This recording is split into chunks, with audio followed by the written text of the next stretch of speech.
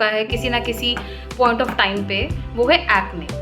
तो acne problem ma'am हम आपसे जानना चाहेंगे, मैम आपके क्या व्यूज़ हैं एक्ने प्रॉब्लम को लेके, कि ये कौन सी एज ग्रुप ऐसी है जहाँ पे एक्ने सबसे ज़्यादा पाया जाता है, ये प्रॉब्लम कौन से एज पे ज़्यादा होती है? क्योंकि जितना मैं जानती हूँ मैम, हमने देखा है कि टीनेजर्स को भी एक्ने प्रॉब्लम्स हैं और जो 30s में हैं उनको भी एक्ने प्रॉब्लम्स हो रही हैं। तो आप मैम थोड़ी सी लाइट इस पे अगर डाल पाएँ कि एक्ने प्रॉब्लम क्यों होती है और इसके क्या रीजंस हैं? Yes Neha, this is very true. Acne और एक यंग एज ग्रुप जो होता है, जो प्यूबर्टी के बाद का टाइम आता है, अगर मैं कहूँ तो 13 से लेके 25-26 ईयर्स तक सबसे कॉमन मिलता है। बट ये भी सही है कि ऐसा नहीं है कि एक्ने इसी एज पे होता है। एक्ने इसके बियॉन्ड भी आफ्टर 30 भी, स्पेशली लेडीज में जो हार्मोनल उसकी वजह से होता है, तो वो ज्यादा या तो परसिस्ट करता है, या कई बार लोग कहते हैं कि पहले के यंग एज में मुझे एक्ने नहीं आते थे, अब ज्यादा आ रहे हैं, तो वो परेशान भी होते हैं कि ऐसा क्यों है, पहले तो नहीं आते थे अब आते हैं। उसके कई कारण होते हैं, जैसे यंग एज होता है, जो एडोलसेंट ग्रुप होता है, टीन एज जो होता है, teen age acne commonly body में हार्मोनल चेंजेस आते हैं, उसकी वजह से आता है। इसमें क्या होता है, लड़कियों में ज्यादा यंग एज पे शुरू होता है, पर बहुत सीवियर नहीं होता है, माइल्ड रहता है। जबकि लड़कों में थोड़ा सा लेट शुरू होता है 16-17 पे, और उनमें सीवियर ज्यादा होता है। तो साथ ही क्या होता है कि लड़कों का एक्ने बहुत लंबी एज तक नहीं रुकता है, जबकि लड़कियों में जो एक्ने होता है वो थोड़ा लंबी एज तक जाता है। और मे बी दैट इज लड़कियां ज्यादा कंसर्न भी होती हैं, उनका स्पेशली मैरिज का एज है, कुछ आता है, तो दे आर मोर कंसर्न। दूसरा एक कारण ये हो सकता है कि यूज ऑफ कॉस्मेटिक्स। एक ये मिथ होता है कि एक्ने में कॉस्मेटिक्स नहीं यूज होने चाहिए। तो ये ऐसा नहीं है कि एक्ने में कॉस्मेटिक्स नहीं यूज कर सकते हैं, पर मेन जो ध्यान रखना चाहिए वो एक तो ये होना चाहिए कि जो वाटर बेस्ड कॉस्मेटिक्स हों, मतलब जो स्प्रेड करने पे थिक नहीं होते हो, जो पतली सी लेयर बनती हो। तो आजकल मेजॉरिटी कॉस्मेटिक्स में ऐसा मेंशन होता है नॉन कॉमेडोजेनिक। तो ये वाले जो प्रोडक्ट्स होते हैं, ये एक्ने वाले लोग अगर यूज करते हैं तो उसमें काफी सेफ होता है। बट फिर भी बहुत ज्यादा कॉस्मेटिक का यूज जो है वो एक्ने में ठीक नहीं है। जैसे आपने पूछा ना कि एक्ने क्यों होता है, एक्ने क्यों होता है कि हमारी स्किन में ग्लैंड्स होती हैं। जैसे स्किन अगर देखो जाड़ों में क्या होता है, रुकी रुकी सी हो जाती है, एकदम ड्राई सी हो जाती है। तो स्किन में कई ढंग की ग्लैंड्स होती हैं। एक होती है जिनसे पसीना बनता है, एक होती है जिससे ऑयल बनता है, जिससे सेबेशियस ग्लैंड्स कहते हैं। तो जब प्यूबर्टी की एज आती है तो हार्मोनल इन्फ्लुएंस से ये वाली ग्लैंड्स ज्यादा एक्टिव होती हैं, जो सेबेशियस ग्लैंड्स होते हैं। तो स्किन में ग्रीसी है, ऑयली फील आता है। ये ग्रीसी एंड ऑयली फील अगर फ्रीक्वेंट ना जैसे वॉश कर रहे हैं तो उतना परसिस्ट नहीं करता है। तो कई लोगों में फिजियोलॉजिकली भी ज्यादा ऑयल प्रोडक्शन होता है, तो एक वो कारण बनता है एक्ने का। फिर अगर बहुत ऐसी जगह काम कर रहे हैं या ऐसे एनवायरनमेंट में रह रहे हैं जहाँ पे बहुत ऑयली है, ह्यूमिडिटी है, तो उसमें भी क्या होता है कि स्किन की ग्रीजीनेस बढ़ती है, एक वो कारण बनता है। जैसे मैंने बोला हार्मोनल, जो एंड्रोजेंस हार्मोन्स होते हैं बॉडी में, प्यूबर्टी की एज पे आके इनमें चेंजेस आते हैं, तो उसकी वजह से एक्ने बनते हैं। उसके अलावा अगर कॉस्मेटिक का ज्यादा यूज कर रहे हैं तो क्या होता है, जैसे छोटी छोटी बारीक नलियां होती हैं ना, वैसे ही ये जो सेबेशियस ग्लैंड्स होती है, इनकी ओपनिंग स्किन में होती है।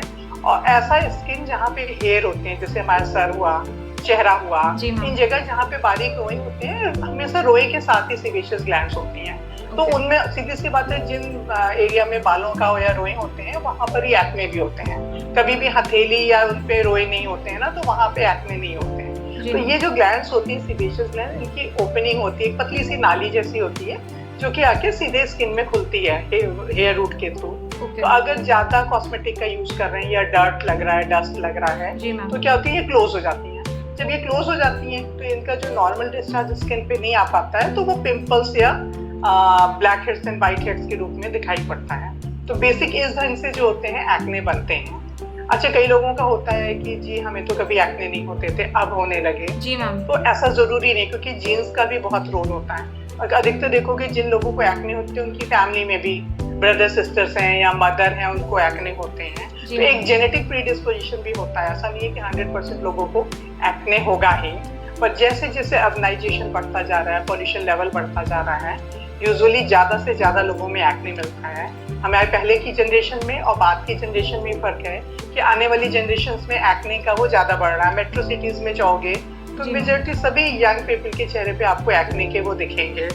एक रोल पॉल्यूशन का भी हो जाता है, जहाँ ज्यादा पॉल्यूशन है वहाँ पे ये क्या होता है, ओपनिंग्स बंद रहती हैं, तो ज्यादा मुहासे बनते हैं। अब एक सवाल जैसे कि लेट एज में एक्ने आ रहे हैं। जी मैम, ये तो मैम कॉमन प्रॉब्लम लेडीज है। में लेडीज में ये बहुत कॉमन होता है कि जी लेट मैम। एज पे एक्ने आ रहे हैं। Yes ma'am. उसका कारण हार्मोनल चेंजेस होते हैं। ओके। कई बार ना तो आफ्टर 30 जो एक्ने आते हैं वो ज्यादातर हार्मोनल जो चेंजेस आते हैं उसकी वजह से होते हैं, या कुछ लोग कुछ मेडिसिन ले रहे हैं जिनमें से एक होता है ओरल कंट्रासेप्टिव जो गर्भ निरोधक गोलियां होती ओके। हैं, ओके। तो उनके लेने वालों में भी एक्ने ज्यादा होता है। उसके अलावा और कई ढंग की मेडिसिन होती हैं, जैसे कोई अगर जो होता है ना मानसिक लक्षण होते हैं, झटके आते हैं, एपिलेप्सी कहते हैं, राइट मैम। जो लोग उसकी दवाइयां लेते हैं उनमें होता है। पर इन सब के बावजूद अगर मैं कहूँ सबसे कॉमन कारण जो बनता है वो क्या होता है, लोग ना ऐसे ही चाहे तो केमिस्ट से पूछ के, दोस्तों से पूछ के, बहुत सारी क्रीम आती है उनको लगाते हैं क्योंकि उन्हें लगता है इससे उनकी स्किन अच्छी हो जाती है,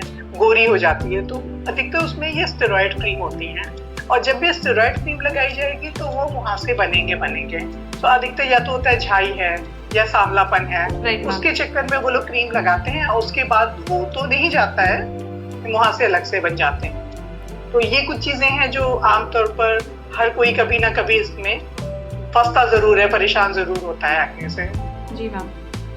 मैम एक और क्वेश्चन आ रहा है माइंड में पूछने के लिए। मैम ये आप जैसे आजकल आपने खुद ही बताया कि नॉन कॉमेडोजेनिक होना चाहिए प्रोडक्ट जो आप यूज़ कर सकते हो एक्ने में, तो मैम ऐसा कुछ और है जैसे हम सीरम यूज़ करें या हम क्रीम बेस्ड यूज़ करें या हम जो क्लेंजर्स या फेस वॉशेस यूज़ करते हैं आजकल, जो आजकल नीम बेस्ड होते हैं, एलोवेरा बेस्ड होते हैं, तो मैम इसमें से ऐसा कर सकते हैं एकदम नीम बेस्ड है या सैलिसिलिक एसिड बेस्ड है, ये क्या होता है ऊपर की डेड स्किन को हटाते हैं, तो ये हेल्पफुल होते हैं इनको यूज करना। वैसे ही जैसे सीरम है, क्रीम बेस्ड जब भी होगा अगर वो नॉन कोमेडोजेनिक नहीं है तो वो एक ऑक्लूजन लेयर बनाएगा और उसकी वजह से मुहासे और बनेंगे। तो सीरम में ये चांस नहीं होता है क्योंकि बड़े फ्लूइड होते हैं, सीरम थिक लेयर नहीं बनाता है, तो ये सेफ होते हैं। पर यूजुअली मैं सजेस्ट ये करूंगी कि बहुत ज्यादा अगर जरूरत नहीं है तो ओवर कॉस्मेटिक जैसा यूज नहीं करना चाहिए। आजकल क्या होता है स्किन केयर के नाम पे कई बार लोग कहते हैं ये यूज करते हैं, फिर यूज करते हैं 4-5 चीजें, इतनी जरूरत नहीं होती है। एक प्रॉपर क्लींजिंग लोशन होना चाहिए जो कि स्किन को ड्राई नहीं कर रहा हो, क्योंकि जब ड्राई होता है तो उसके ऊपर से मॉइस्चराइजर लगा लेते हैं, वो फिर जाके एक्ने में कन्वर्ट करता है।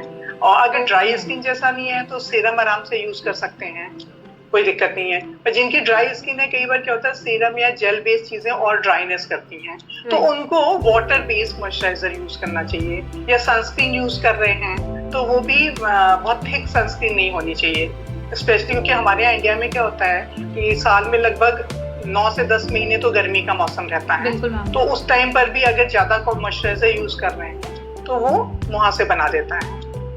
और अगर किसी को भी है ना थोड़े बहुत भी मुहासे हो रहे हैं तो बजाय कि किसी भी ओवर द काउंटर मेडिसिन लेने के बजाय किसी स्किन के डॉक्टर से मिलके सलाह लेके तब यूज करना चाहिए। या जो भी कॉस्मेटिक यूज करना चाह रहे हैं बेटर है कि किसी स्किन स्पेशलिस्ट से आप एक बार सजेशन ले लो कि क्या हम ये यूज कर सकते हैं कि नहीं कर सकते हैं। बिल्कुल।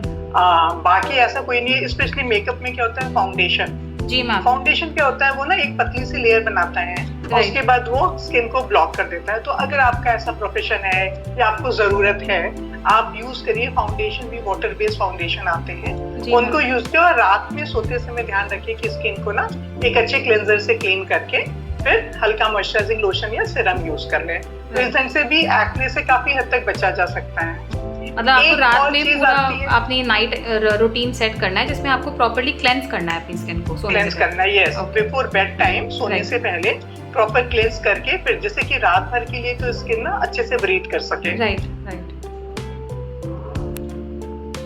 मैम बाकी एक चीज हाँ बताओ मैम, एक छोटा सा और क्वेश्चन है। जैसे हमारे एक्ने आते हैं, आप देखते हो किसी के ब्लैक हेड्स हैं, किसी के वाइट हेड्स हैं, तो क्या ये भी एक्ने का ही एक पार्ट है या फिर इनकी एक अलग कैटेगरी है? नहीं, ये एक्ने का ही पार्ट है। जैसे एक्ने या कोई भी चीज होती है ना फेजेस होती हैं, तो जो ब्लैक हेड्स और व्हाइट्स होते हैं वो एक्ने की फर्स्ट फेज होती है। तो क्या होता है कि जब वो रोम छिद्र जिन्हें कहते हैं जब वो बंद होते हैं, जब वो बंद हो जाते हैं तो आपको दिखेगा व्हाइट छोटे छोटे दाने जिनको कि हम लोग व्हाइट हेड्स कहते हैं। तो अगर मेडिकल लैंग्वेज से देखा जाए तो व्हाइट हेड्स क्या हैं, ये अभी एक्ने बनने वाले हैं।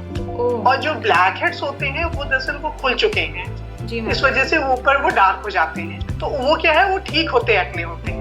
ब्लैक हेड्स जो होते हैं वो ठीक हो रहे हैं और जो व्हाइट हेड्स हैं वो अभी आगे जाके चेंज होंगे।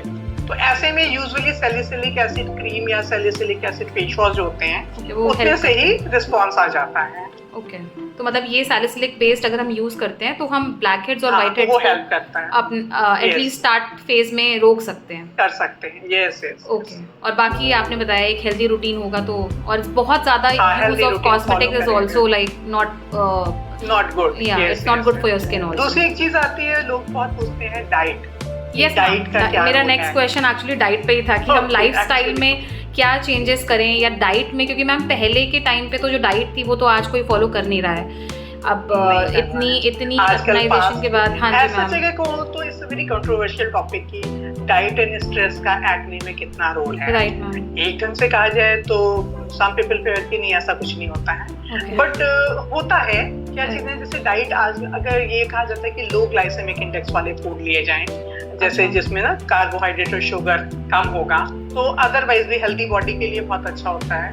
वाटर इनटेक ज्यादा हो, ज्यादा पानी पी रहे हैं, स्किन हाइड्रेटेड रहेगी, उसकी वजह से भी आपकी स्किन अच्छी रहेगी, तो एक्ने का चांस कम है। ऐसे फ्रूट्स हैं, वेजिटेबल्स हैं, इन चीजों को कर रहे हैं। दूसरा एक कारण बनता है डैंड्रफ। लोगों को, कई लोग ना हल्का हल्का डैंड्रफ होता है तो उन्हें पता नहीं ऐसा कुछ। डैंड्रफ का बहुत बड़ा रोल होता है। जब सिर पे डैंड्रफ होता है ना तो ग्रीजीनेस ज्यादा होती है, क्योंकि डैंड्रफ भी एक्ने का ही पार्ट एंड पार्सल होता है। डैंड्रफ इज अगेन है कि आपका ऑयलीनेस ज्यादा है तो डैंड्रफ हो रहा है, तो वो भी एक कारण होता है एक्ने बनने का। ऐसे कंडीशन में भी जैसे कुछ एंटी डैंड्रफ शैम्पू यूज कर सकते हैं या कुछ होम रेमेडीज यूज कर सकते हैं, तो वो एक्ने को बढ़ने नहीं देगा। बाकी डाइट में ये है कि अगर विटामिन सी आप डाइट में अच्छा रखते हो तो वो आपको विटामिन सी हो गया, जिंक हो गया, ये चीजें एक्ने को बढ़ने से काफी हद तक रोकती हैं, क्योंकि सेबेशियस एक्टिविटी को कंट्रोल करती हैं। तो इन चीजों का ध्यान रख के वो किया जा सकता है कि हम कुछ हद तक कंट्रोल कर सकें, अपनी लाइफ स्टाइल को अच्छी रख सकते हैं। जी मैम। ओके, और मैम इसका कोई रेमेडी है? जैसे आपके एक्ने होते हैं, किसी के बहुत बड़े बड़े ब्लिस्टर्स टाइप के हो जाते हैं, बन जाते हैं। हाँ जी, और फिर लोग क्या करते हैं, उन्हें, हमें आदत होती है कि हम उन्हें ऐसे छीलते रहते हैं या दबाते रहते हैं, हमें एक हाथ है आपका वो ऐसे चला जाता है, अननोइंग कभी कभी चला जाता है। इसके लिए कोई रेमेडी है मैम?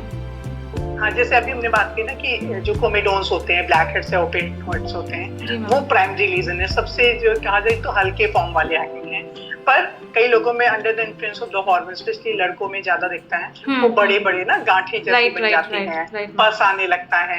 तो एक तो ये हमेशा ध्यान रखें कि उसको प्रेस नहीं करें। प्रेस करने पे क्या होता है कि वो ऊपर जितना पस आता है उससे कई गुना अंदर स्प्रेड करता है, तो जितना वो अंदर स्प्रेड करेगा बाद में निशान उतने ज्यादा छोड़ेगा। अब बाकी कुछ लोगों में होता है कि जैसे ना एक्ने है उसके साथ काले काले निशान दिखते हैं, क्योंकि क्या होता है, एक टेंडेंसी होती है उसको पिक करने की, एक साइकिल बन जाता है कि ना वो रोक नहीं पाते, जैसे ही बना तो उसको फोड़ने की कोशिश करते हैं, उससे भी निशान बन जाता है। वो ढंग ठीक नहीं होता है, उससे क्या होगा, अंदर भी एक्ने बढ़ेगा और निशान छोड़ेगा चेहरे पे। तो इसलिए उसको अवॉइड करना भी बेटर है कि ऐसा नहीं करें, अपने को कंट्रोल करने की कोशिश करें। जैसे लोग जो होते हैं वो खुद बोलते हैं कि हाँ, जैसे ही पिंपल आता है मैं खुद को रोक नहीं पाता हूँ और मैं उसको दबा देता हूँ। तो इस चीज को कंट्रोल करना भी बहुत जरूरी होता है, नहीं तो वो अंदर ही अंदर और बड़ा निशान बनाएगा, वो ठीक नहीं रहता है। तो जिनको एक्ने है उनको थोड़ा फ्रीक्वेंटली फेस वॉश करना चाहिए, जिससे कि ऊपर से जो ना ग्रीजीनेस आता है जिसकी वजह से एक्ने बन रहे हैं वो कुछ हद तक कंट्रोल किया जा सकता है। मैम, इसका भी कोई रूल है कि आपको फेस वॉश, मतलब जैसे बोलते हैं 2 times a day एटलीस्ट करना चाहिए, तो एक्ने प्रोन स्किन में ऐसा कोई लिमिटेशन है या ऐसी कोई नंबर ऑफ? नहीं, ये सही है 2 times का। जैसे जब एक्ने का जो लोग ट्रीटमेंट ले रहे होते हैं तो उनको तो मैं बताती ही हूँ कि आप ना 2 बार 3 बार वॉश करोगे। पर क्या होता है, हमारे यहाँ सीजन बहुत चेंज होता है, तो विंटर में अगर कई बार फेस वॉश कर रहे हैं, वो ड्राइनेस होती है, ऊपर से मॉइस्चराइजर लगाते हैं, तो वो एक विशियस सर्कल बनता है कि और एक्ने आते हैं। बट आइडियली अगर 2 बार फेस वॉश कर रहे हैं तो that is good enough, specially evening में जब बाहर से वापस आते हैं तो बाहर का डस्ट पॉल्यूशन होता है, तो एक अच्छा स्क्रबिंग वाला फेस वॉश अगर यूज करते हैं तो it gives a good distinct. Morning में उठ के, क्योंकि जिनको सेबेशियस ज्यादा होती है तो ऑयली स्किन हो जाती है, वो लोग मॉर्निंग में कर सकते हैं। पर जिनको ऐसा लगता है कि नहीं मॉर्निंग में उठ के ऐसा कुछ नहीं होता है, तो बहुत ज्यादा वॉश की जरूरत नहीं होती है, क्योंकि रात भर आप घर के अंदर हैं, रूम में हैं, तो ऐसा कोई डस्ट का रीजन नहीं है। अगर ऑयलीनेस नहीं हो रहा है तो मॉर्निंग में आपको इतना ज्यादा जरूरत नहीं होता, जब आप बात ले रहे हैं तब आप एक बार यूज कर सकते हैं बस। राइट।